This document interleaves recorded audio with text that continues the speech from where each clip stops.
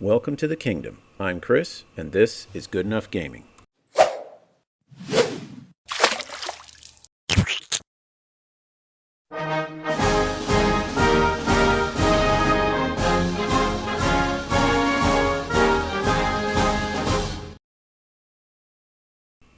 Howdy folks, and welcome to this video where I'm going to paint this airship from Highlands Miniatures.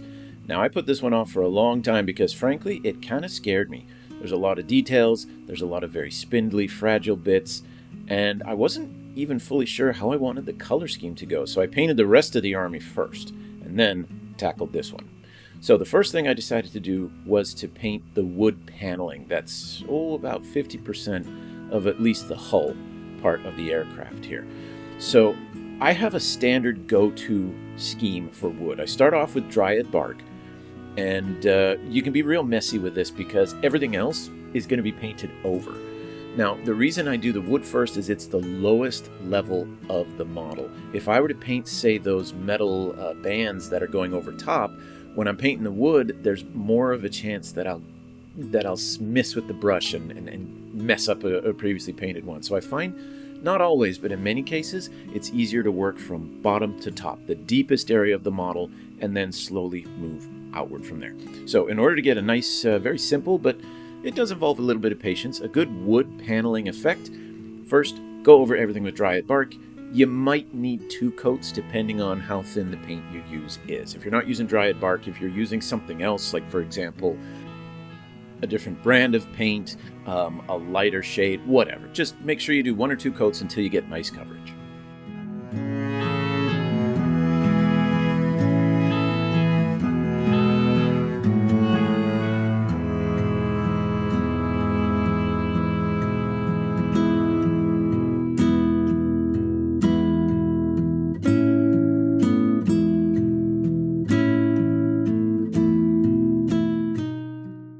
Now, while I was waiting for that first layer of brown to dry, I decided to start blocking in some of the colors on the balloon itself. Now, while I was painting the rest of the army, it just so happened it turned out that I had 3 basic colors. I had a blue, I had a kind of a purple magenta, and I had gold.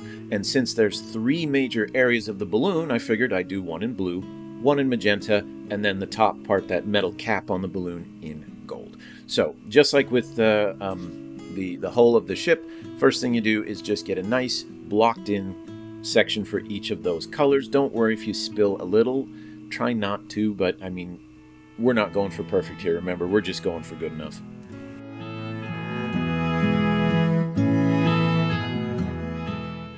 Okay, now back to the hull, and I'm going to do the rest of the video about the hull first, and then we'll switch over and do the balloon rather than jumping back and forth.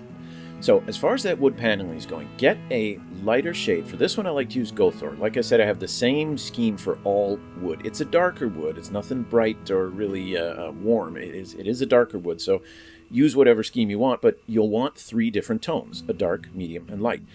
And here for the mid-tone, you don't have to necessarily paint every grain that you see. As you can see, I'm not doing that, but paint it in stripes, in lines, very random. Some of the lines will go across the entire plank of wood, some will only go from half, some will go from the edge to the middle, some from the middle to the end. Just make sure you don't have any kind of easily distinguishable pattern. You don't want this to look like a grid or like lines on a page or something like that, but you definitely want to leave a lot of that darker brown showing. That's what's going to give the illusion that these are wooden planks, is you'll see the 3 shades of brown all at the same time. And it will give this view, this illusion that there are grains of wood that you're seeing in the hull of the ship.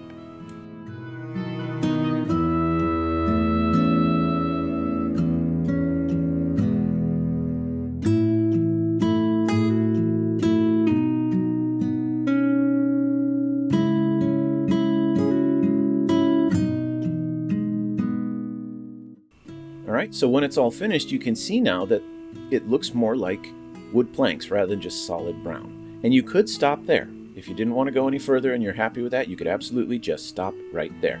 But I am going to do 1 more layer of highlighting here. So get your lightest tone, and just like you did with the previous one, do random stripes and swipes across the various panels. but be even more sparse.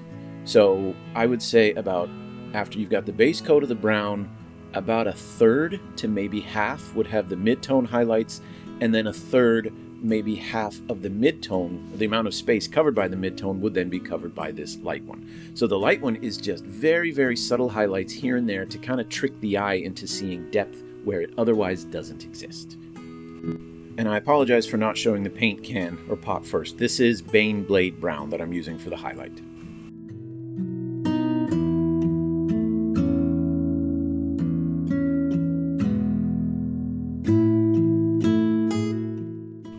So now the wood paneling is done. Now I'll find out later there were other areas of wood that I forgot to paint, but I'll just copy the same process, the same layers in the same order.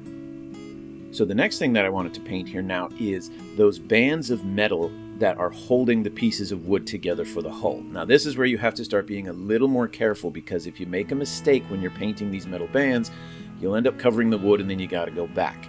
So take your time. I like to, as you see here, I turn the model so that I'm painting with the brush going across the raised area. That way, if the tip of the brush manages to extend over the raised area, it won't actually touch the wood underneath. Whereas when I was holding it the other way and painting up and down directly along that metal band, if I made a mistake, the brush would touch the wood and ruin the whole thing. So this was the part that made this a little tedious, because you can see just how many metal bands are, and you have to go this slowly and this carefully to avoid messing up the wood. So take your time, find a good movie, show, YouTube video, book on tape, something, so that you don't feel like you're just painting metal bands. Instead, you're listening to something you enjoy, and the painting is just what you're doing to keep your hands busy while you're listening.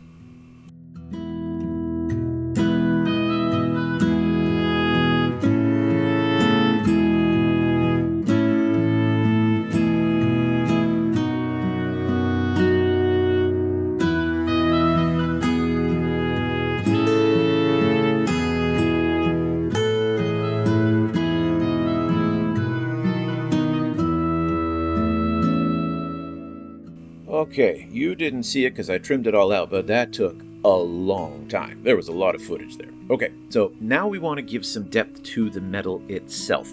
For this, we're going to do, again, what I call like a pinpoint wash. Do not wash over the whole thing, because that will make the whole model look very dirty, very grungy. And if that's the look you're looking for, then have at it. But I wanted the airship to look a little bit brighter because it's not down in the mud, it's up in the skies. So get your favorite wash. In this case, I'm using Nuln Oil. And just dot the wash over the rivets and the bolts, and anywhere where you have some contrasting levels there. So don't wash it on the flat open areas.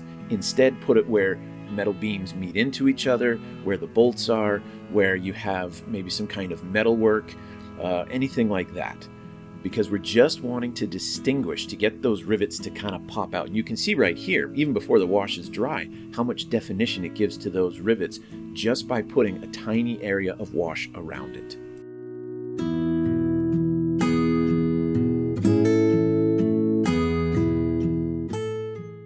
Now with the wood and the metal more or less finished, the next item that has a lot of painting to be done would be all of the cordage, the ropes, everything that's holding this airship together.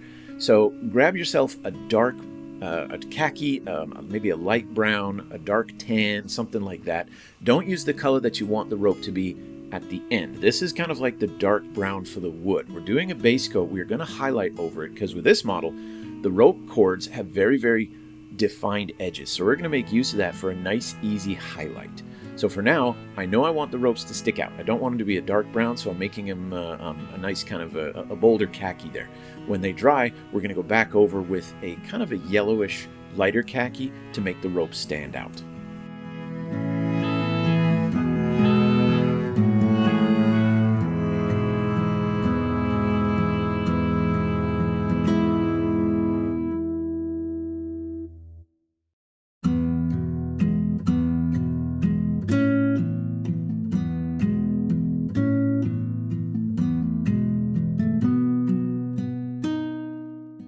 Now Now, while waiting for that first layer to dry on the ropes, I wanted to put the base coat on the sails themselves.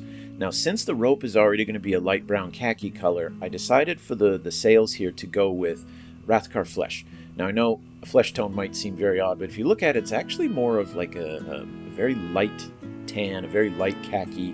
If I were to add a red wash, yeah, then it would suddenly look like skin. But in a different context here, painting it on sails instead, it'll look like canvas or something like that. So this part's pretty easy. The sail is very broad. Get a nice fat brush. You're definitely going to have to do 2 coats because that black will show through. You can already see the 1 coat is not going to be enough. But wait for that first coat to dry, then put on the second coat of Rathkar flesh, and you'll have a very nice base color for the sails.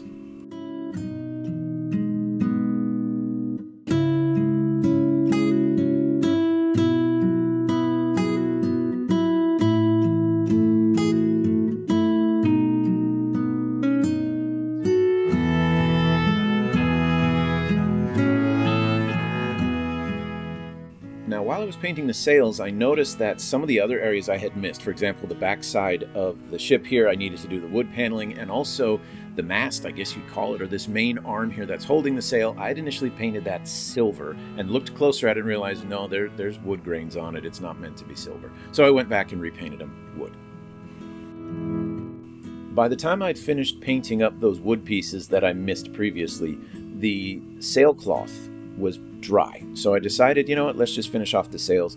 It's pretty big, it's pretty simple, so there's a couple things you want to do. First, we want to add some shade just to those areas of the sail where the cloth is folded in because of the tension of being pulled against the wind and held back against the ship. You've got those tiny little creases. So get a nice dark wash, a dark brown. In this case, I'm using Agrax Earthshade. You could use a sepia, although it might be a little too light. So I'd recommend a brown, maybe even a black, probably just a brown.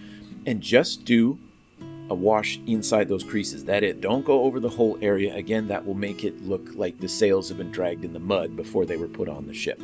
So it's a very quick step because you can see there's not a whole lot to do. Just get a tiny brush, bit of wash, and a quick stripe in each of those recesses. Now this here is a great example of why I was a bit terrified of this model. There are so many tiny details that as I'm painting one thing, I constantly see stuff I forgot elsewhere. So I noticed as I was painting the sails, I forgot to do these knots, these ropes that are holding the sail to the rest of the ship. So using the same color, base color I used for the rope, had to go back and paint all these little crosses that are holding the sail on. Okay, so now that I got that little mistake corrected, we can get back to finishing the sails and be done with the back half of the ship. So I'm going to use one last very bright highlight, not white, that'll stick out too much, but the lightest cream color you have. In this case, I used Flayed One Flesh. And I'm only going to put it in a few very sparse areas. One is the raised area on either edge of where I put the wash that you can see here to give you a really nice contrast of that lightest cream color and that darkest brown wash. And then I'm going to very carefully draw a line down the sail here where you can see the cloth starts to bend a little bit towards the end part there. So this is where you have to kind of paint in a texture that you can see it on the model, but if you don't draw attention to the eye to it through paint, it'll be missed and the sail will look just a little weird. The sail will look like it's perfectly flat and then suddenly you have these creases and that doesn't make sense. So paint the little U-shaped ridge here where the cloth narrows in and paint the raised edges on either side of those creases there and the sail is done.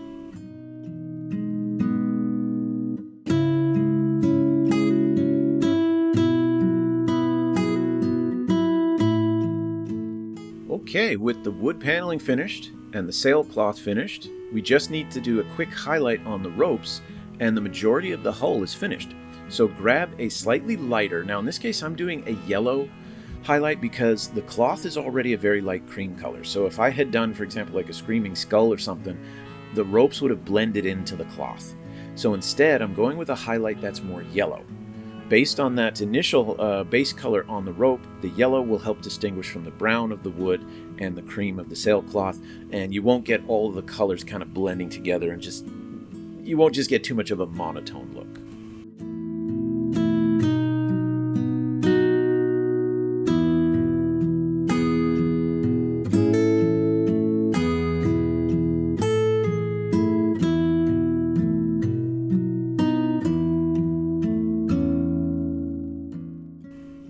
And there it is, about 80 to 85% of the hull is now finished, using a grand total of I think 8 colors, but I think it looks pretty decent.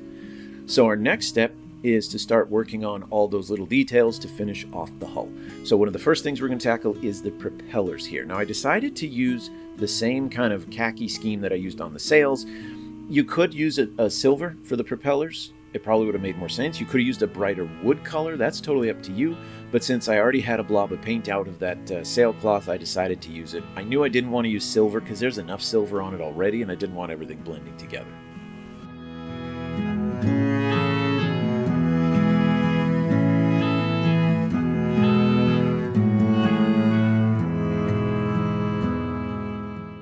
Now it's time to tackle the shields. Now, if you watched any of my previous videos where I was painting the dwarves themselves and painted lots and lots of shields, you can skip forward a few minutes because it's the same technique here. I do break my own rule here, and I paint the raised edge first. Because for some reason I found that with the shields, if I paint the edge silver and then use that raised edge to help me guide when I'm painting the shield color itself, the raised edge helped keep the bristles of the brush in place. I tried painting it the other way first, where I paint the darker part of the shield, or the colored part of the shield first, and then the edges, and I kept having to go back and make so many touch-ups. But I found that if I used the rim of the shield as a guide for when I painted the wood part of the shield, for some reason that just worked. So I know I said to do the opposite way, but hey, the key to painting is find what works for you. I'm just offering you what I do. Maybe you've got a better way to do it. Maybe you adapt what I have. It's up to you. This is your hobby.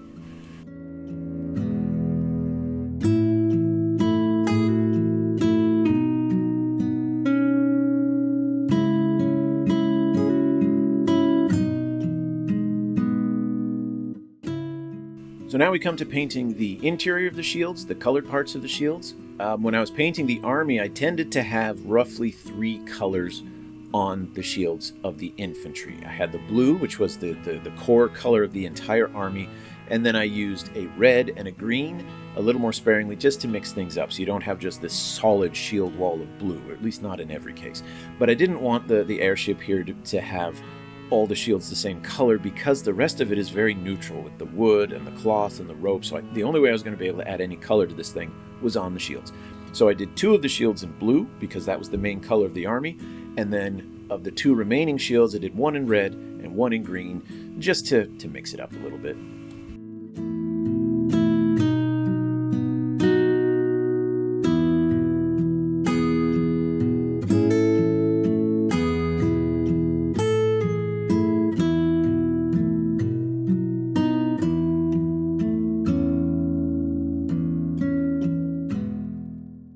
Alright, with the rim and the main part of the shield all painted, now it's just time for the highlights and the accents. So I'm just going to use gold across the whole thing. You could, if you wanted to, make them look a little more fancy, do like the knob, the little buckle in the middle there in a silver, but I decided to do the whole thing gold because that's what the rest of the army had, and I wanted this to match.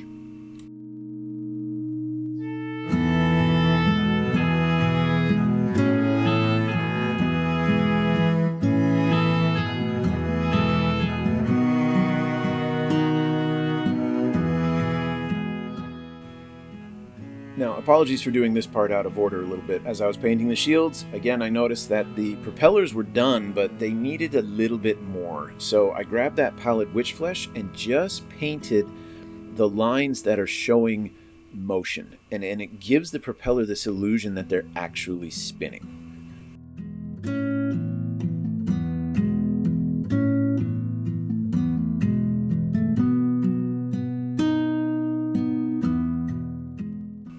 Alright, there's only a couple things left. So one of the most important, of course, is the cannon. And I wanted to do this in a brass rather than in silver or gold, because I already have enough of that color, but I definitely wanted this to be metal because you're not going to be spouting out fire cannonballs out of wood.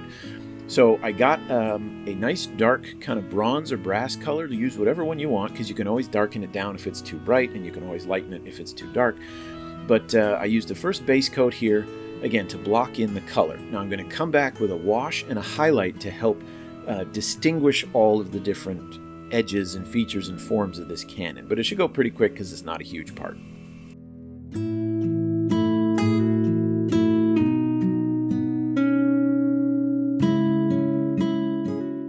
So maybe I should title this video, I was painting and then I noticed I missed.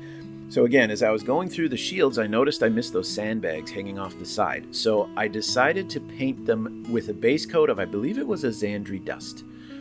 Just something, a khaki. They definitely want to stick out, but I don't want them to be the exact same color as the sails or the rope.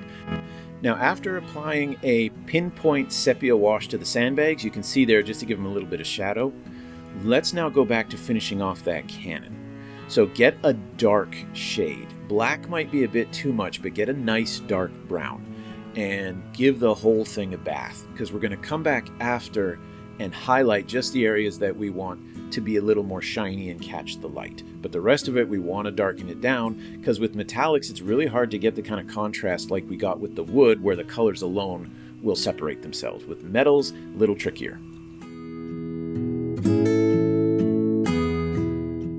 Okay, for our final finishing touches on the hull, first use a lighter bronze or brass to highlight just the raised areas of the cannon, and you can see there they stick out now quite a bit from that shaded area, so you got some nice contrast. And then the last thing I did was the caps, the pins, I don't know what you call it, the center of the propeller there that's holding the darn thing on the craft. Painted those gold, since everything else seems to have, like the shields have a nice gold highlight in the middle. And then I used sepia to shade it, because the Agrax, again, might have been a little too dark. So sepia gives it a nice golden honey-colored shade, rather than a dark brown dirty shade like the earth shade does. And there it is. The hull is complete. You could run that as it is. People might wonder what's keeping it in the air, but shh, this is a fantasy world. You can make that stuff up. But otherwise, we're all done. It's time to move on to the balloon, and thankfully the balloon wasn't nearly as complicated. When I was painting this, I thought the idea was really, really cool for a balloon. The airships that I've seen in other games usually use a propeller, and part of that is just because of height. When this thing's done, this model is tall. It's taller than most of the Titanic models that you see in other armies. But I thought it was a really cool idea to have the dwarves coasting along in this dirigible and then tossing stuff over the side. So I had to have one. So now that that blue is dried, we're going to come back and do a pinpoint detail with a blue or a black, depending how dark you want your shadows to be. Not only do you want to get the creased areas near the bottom of the balloon, but also everywhere where the blue and the rope meet. That's going to help to separate any of the spillover you got on the rope, so that when you finish painting the rope, you'll have a clear distinction between the yellowish brown of the rope and the blue of the balloon fabric.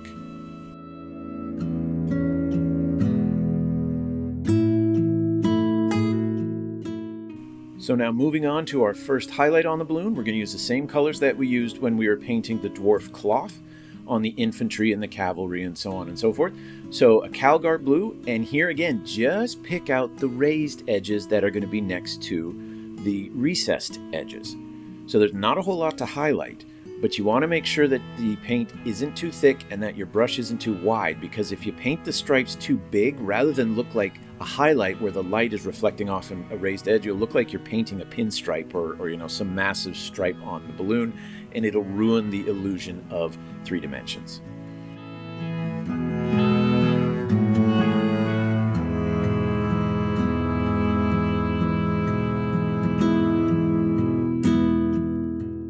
Okay, 1/3 of the balloon is finished. Now let's move up to that second area, which we're going to paint using the purple magenta color that I used for some of the cloaks of my hero figures and a few other places on the rest of the dwarf army. Just like we did with the blue area for this first part, you can be messy. Now don't intentionally paint over everything, but don't worry if some of the purple gets on the rope. We'll always tidy that up as we move on to the next level of painting. As with many of the other colors, this purple does not show up with just, or doesn't cover with just one layer over the black, so you'll want to do a second coat.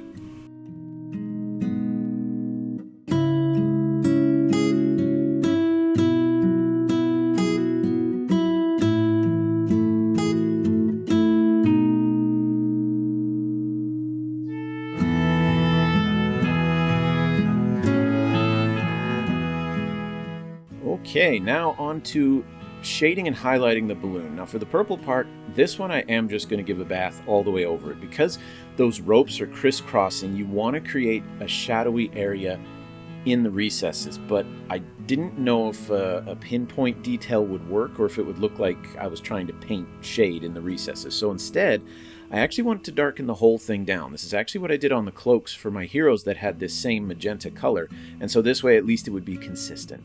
So I paint over everything with the shade. Now we're actually going to highlight back up. I find that this sometimes works better to get a smooth transition on a wide but curved area.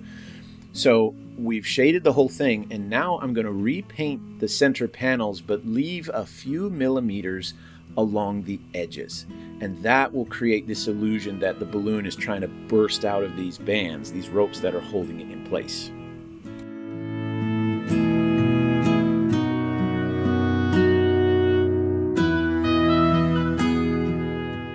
And then when that's dry, we're going to go back with a pink.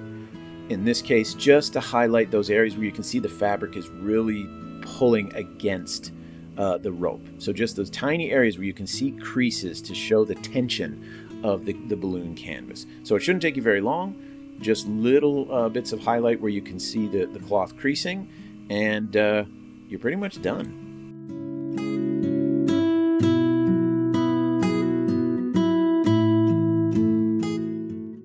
So we got our bottom third, our middle third. Now it's time to get that cap, and here's where we're going to bring in the gold. So this will be nice and easy. Paint the whole thing gold. You'll definitely need 2 coats because as wonderful as Retributor armor is, it still doesn't absolutely cover black in one single go. And as you can see me doing here, be very careful when you get to the edge because you don't want to smear some gold on the purple and have to redo that.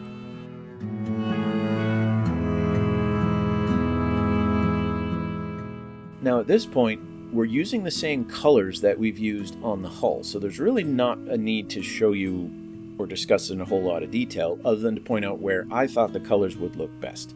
So that same pattern that we used for the metal bands on the hull, I'm going to put them here around the center of the balloon because that definitely is metallic and that's not a piece of wood. And then again at the bottom there, where the ropes finally converge into that piece of metal that's channeling the flame up into the balloon.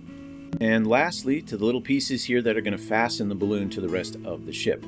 Now you could do the rope first and then these fasteners, or you could do the fasteners and then the rope. It doesn't matter. I just was already painting the silver, so I figured I might as well do it now. That same color scheme we used for the ropes on the hull, we're also going to put them here on the ropes on the balloon. Now there's a lot of them and there's a lot of detail. Again, take your time.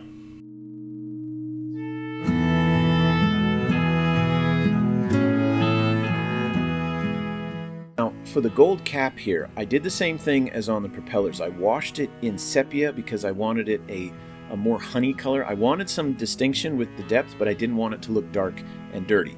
And when the wash dries, you definitely want to go back with a gold. Otherwise, as you can see here, it will look like this thing hasn't had a cleaning in a while. And again, if that's what you want to go for, run with it. But if you want it to look more like a shiny gold that's been reflecting off the sunlight while this thing is coasting through the air, definitely go back with the original gold and highlight everything that isn't a recessed area.